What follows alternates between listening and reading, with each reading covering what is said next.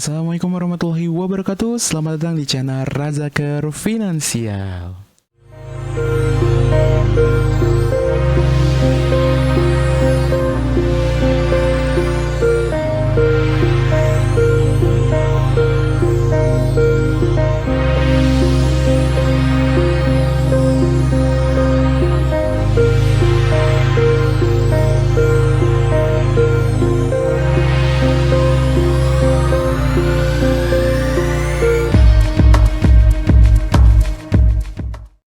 Bagi yang baru pertama kali kesini, salam kenal, nama saya Raffi Ahmad Razak, STMAB, AWP, QWP, AEPP, WMI, WPPE.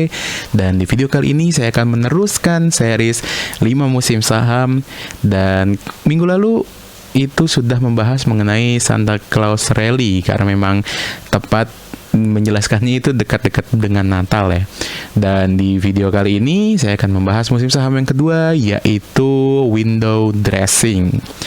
Jadi sebenarnya apa itu window dressing? Window dressing ini adalah kecenderungan naiknya saham secara keseluruhan pasar biasanya dikarenakan saham-saham big caps, jadi saham-saham yang kapitalisasinya besar.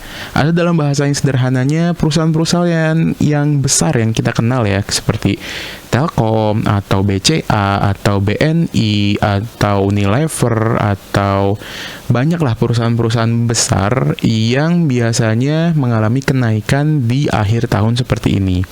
Kenapa saham tersebut bisa naik? Karena ada kecenderungan perusahaan-perusahaan tersebut ngebut istilahnya untuk produksinya atau penjualan atau bagaimananya, agar laporan keuangan mereka di kuartal terakhir sebagai laporan akhir tahun, laporan keuangan akhir tahun mereka tuh istilahnya indah di mata para investor lah. Jadi memang istilahnya bahasanya dipoles lah si laporan-laporan keuangan ini supaya investor tertarik untuk investasi di perusahaan mereka. Nah, efeknya dari internal perusahaan seperti itu, akhirnya dari eksternal, orang-orang seperti kami, manajer investasi, itu cenderung untuk memindahkan portofolio-portofolio yang tadinya kita main di area-area yang lebih beresiko di perusahaan yang sedang tumbuh. Itu biasanya kita mulai memindahkan portofolio ke perusahaan-perusahaan yang memang kinerjanya secara laporan keuangan itu sangat baik. Jadi biasanya mulai ngebeli saham-saham big caps tadi yang nilai kapitalisasinya itu besar di pasar modal, atau perusahaan-perusahaan yang benar-benar gede lah tadi, yang kayak Indofood, Telkom, BNI, BCA dan lain-lain ya. Nah, window dressing ini akhirnya apa? Dia ini menciptakan seperti, karena tadinya terjadinya banyak transaksi masuk, volume naik, sehingga cenderung harga akan didorong oleh volume pembelian tersebut. Nah, kalau untuk tahun ini sebenarnya kemarin tuh benar-benar terjadi di awal-awal Desember. Memang saham-saham big caps atau perusahaan-perusahaan besar ini pada naik, cuman memang gara-gara Omicron masuk, jadi sepertinya agak sideways sekarang nih, cenderung menurun. Tapi masih bisa dibilang sideways sih, karena awal Desember sempat naik atau sempat ngebut lah istilahnya pasar saham. Itu karena efek si window dressing ini. Dan dari 10 tahun terakhir, 8 tahun itu selalu terjadi kenaikan setiap tutup bulan Desember. Itu gara-gara si efek window dressing ini istilahnya tadi. Perusahaan mempercantik laporan keuangan mereka, manajer investasi mempercantik portofolio untuk pembentukan reksadana. Jadi orang-orang yang investasi di reksadana itu rata-rata portofolionya nih lagi sedang digodok nih sama manajer investasi sekarang. Nah, efek keseluruhan tadi itulah yang terjadi window dressing. Dan mudah-mudahan tahun ini window dressing tetap terjadi dengan baik. Mudah-mudahan jangan karena Omicron akhirnya 8 tahun tadi berturut-turut terpatahkan di tahun ini.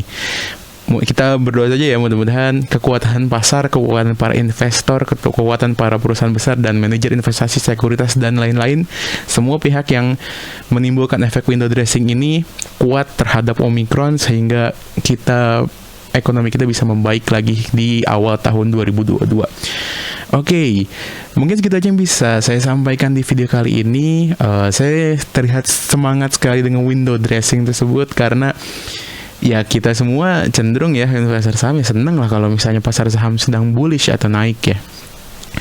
Ya mudah-mudahan kembali bullish lah setelah ini Omicron masuk, sempat bearish ini, sempat turun lumayan lah. Ya, jika kalian suka video ini, jempol ke atas. Jika tidak suka, jempol ke bawah. Share ke sebanyak mungkin orang agar literasi keuangan Indonesia lebih meningkat lagi. Dan subscribe channel ini untuk konten-konten seputar keuangan lainnya. Dan sebuah quotes yang khas dari kami: tidak penting seberapa besar atau kecilnya pendapatan Anda, yang paling penting adalah bagaimana cara mengatur keuangan. Karena itu yang akan menentukan masa depan. Nama saya Raffi Ahmad Razak, mewakili Razakar pamit. Assalamualaikum warahmatullahi wabarakatuh.